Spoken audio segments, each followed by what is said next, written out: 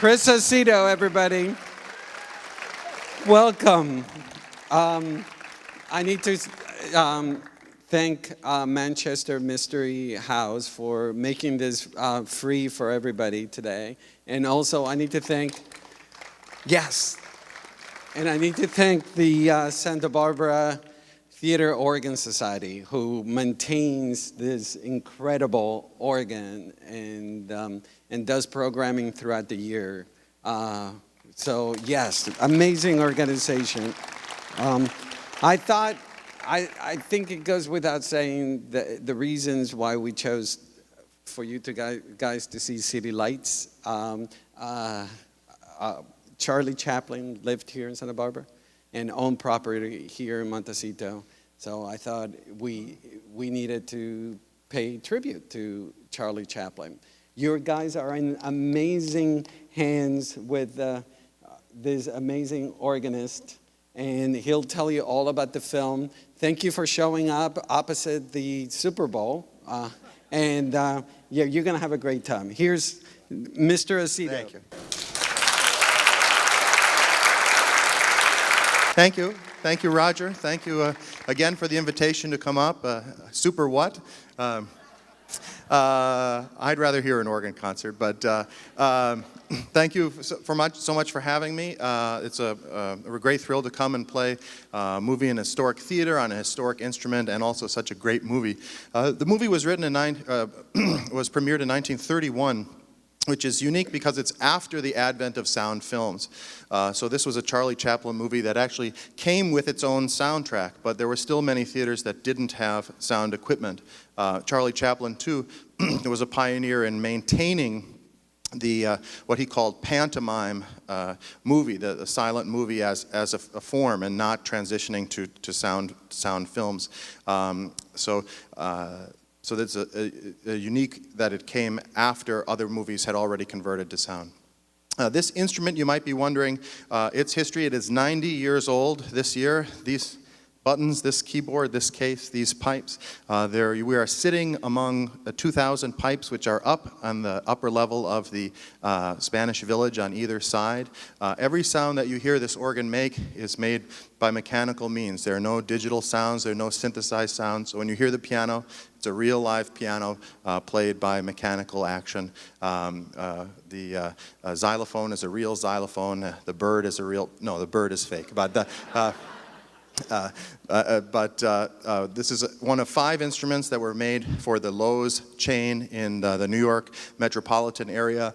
It was removed from the Lowe's Jersey City, a theater which is still there today and used regularly in 1972, and made its way to Texas, where an organ club there had planned to adopt it but couldn't find the necessary means to house it. It came to Santa Barbara on the contingency that it would be installed and used.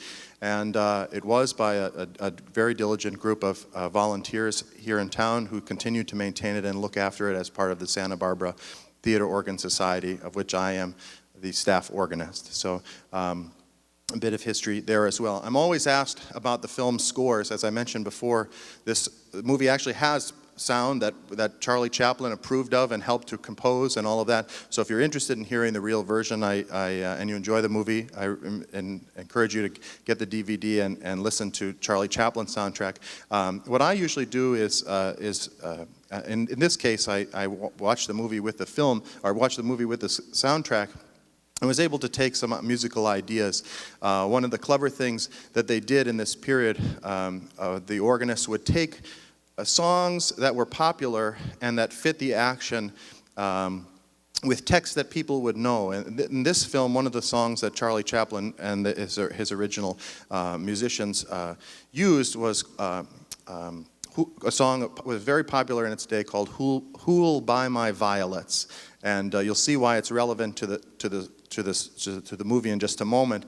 But of course, nowadays, no one knows the song "Who'll Buy My Violets," so it's not terribly relevant. But I did use "Who'll Buy My Violets" as well as a couple other songs, which you'll see how they fit the action. If you like songs from the 20s and 30s, you'll be able to put two and two together.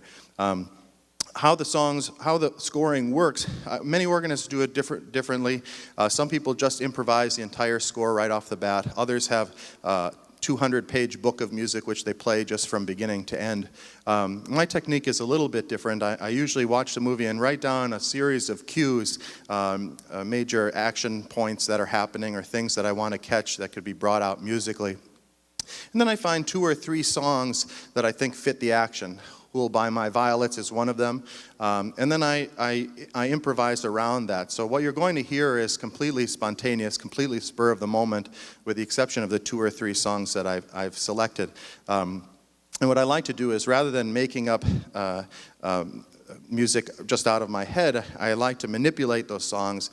So you'll hear the theme that's used for Charlie Chaplin, or "Who'll Buy My Violets," right as they come, but then you might hear it in minor, or you might hear it as a waltz, or you might hear it as a tango, or you might hear it as something else. So my job is sort of as orchestrator and arranger, in addition to acting as sort of composer. So after the movie is over, if you'd like to come up and take a closer look at the console, you're more than welcome. I can answer whatever other questions you might have about the movie and about the organ and about its installation here. So I'm just so thrilled that you all could come out for this, and I hope you enjoy the film.